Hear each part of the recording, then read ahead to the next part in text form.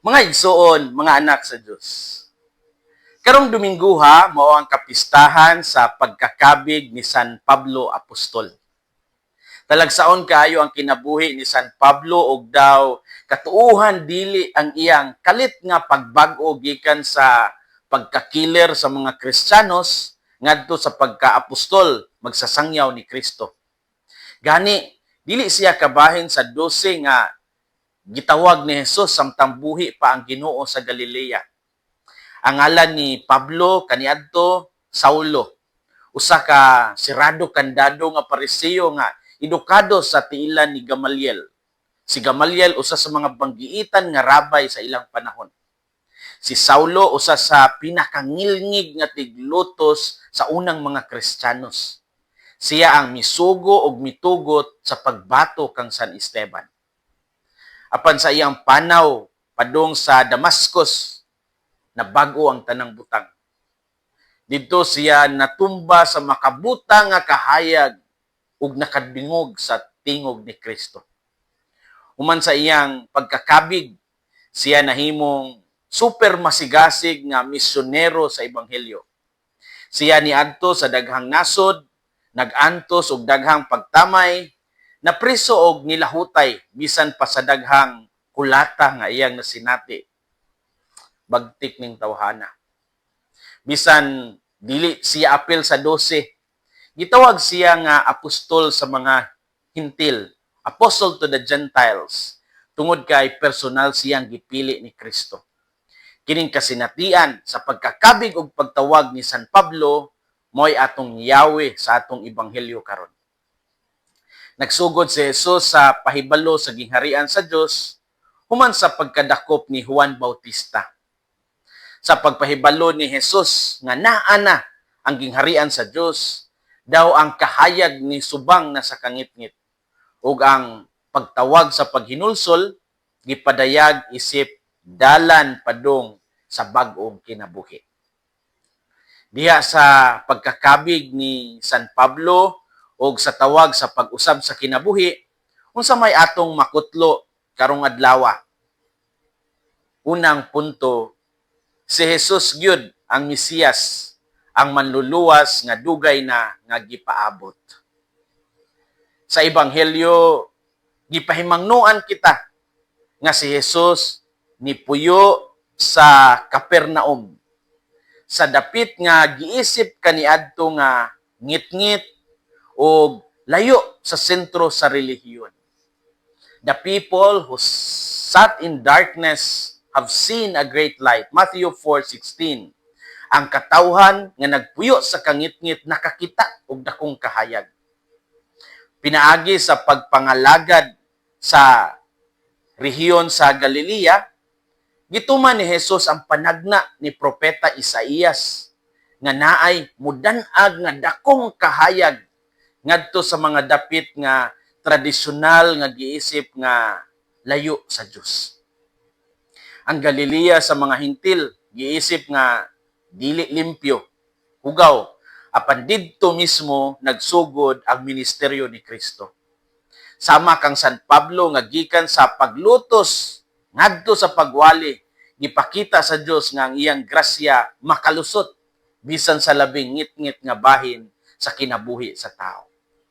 Mao nga dili jud ta makaingon nga naay tawo nga dili na madala sa grasya sa Dios. Lantawa si San Pablo, lantawa si San Agustin, lantawa inyong mga kinabuhi, atong kinabuhi. Walay makaingon nato nga limpyo ta sa tanang buling sa sala. Mao nga kanunay gyud tang nagkinahanglan sa kahayag sa Dios. Ang atong mga kasaypanan, ang atong mga kasakit, ang atong mga kapakyasan, dili babag sa kahayag sa Dios. Your past will not define you. Bisan pa unsa ka kasalawayon kaniadto, kung gamiton ka sa Dios, himon kaniyang hitsas sa tanang grasya aron matuman ang iyang pagbuot diha sa imong kinabuhi. Ang kangit-ngit diha sa imong kinabuhi, lukpo niya sa iyang kahayag. Si Jesus gyud ang Mesiyas, ang manluluwas nga dugay na nga gipaabot. Ikaduhang punto, si Jesus nagtawag sa paghinulsol nga dili lang pagbasol sa sala kundi pagbag-o sa direksyon sa kinabuhi. Murag dali ra man guro ta magkauyon nga ang tawag ni Hesus nga paghinulsol, pagbasol sa sala. Murag wala tay problema ani. Apan kung kining pagbag-o og direksyon sa kinabuhi, murag bugat-bugat ni. Aw, dili jud bugat-bugat, bugat jud ni. Murag lisod jud. Dakong hagit. Ang mensahe ni Jesus susama kaayo sa mensahe ni Juan Bautista apan adunay mas lawom nga kahulugan. Kay karon ang gingharian dili lang saad kundi presensya na jud sa kaugalingon ni Jesus. Sama kang San Pablo nga wala na ni balik sa iyang daang kinabuhi ug hingpit na niyang gitalikdan ang daang kinabuhi. Ang tinuod nga paghinulsol nagtangag og bag-ong misyon ug bag-ong responsibilidad. Ang tinuod jud ay nga paghinulsol may sinugdanan sa pag-alagad. Dili tanan tawgon nga pare o misyonero sama kang San Pablo. Apan tanan gitawag nga mahimong saksi sa kahayag.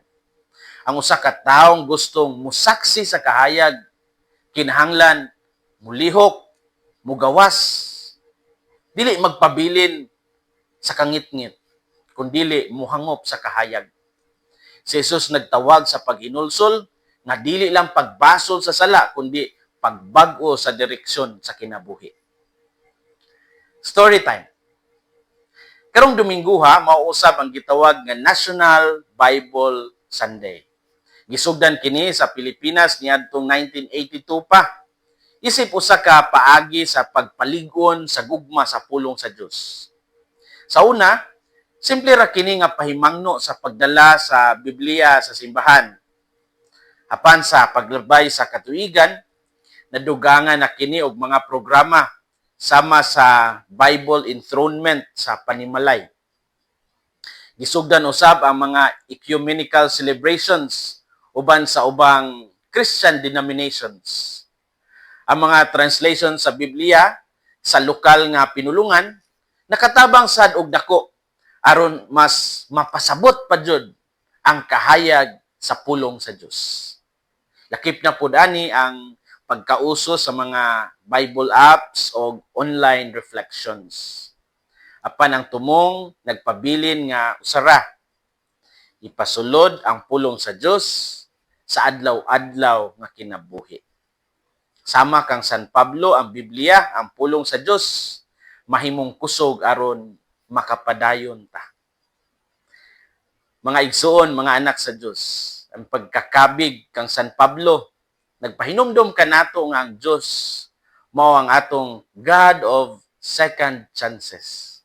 Ang ebanghelyo karon nag-awhag ka nato sa paghinulsol o paglakaw sa kahayag. Ang Dios nagpadayon sa pagtawag. Ang pangutana, mutubag basad ta. Hinaot nga ang kasing-kasing ni Kristo maghari sa atong mga kasing-kasing.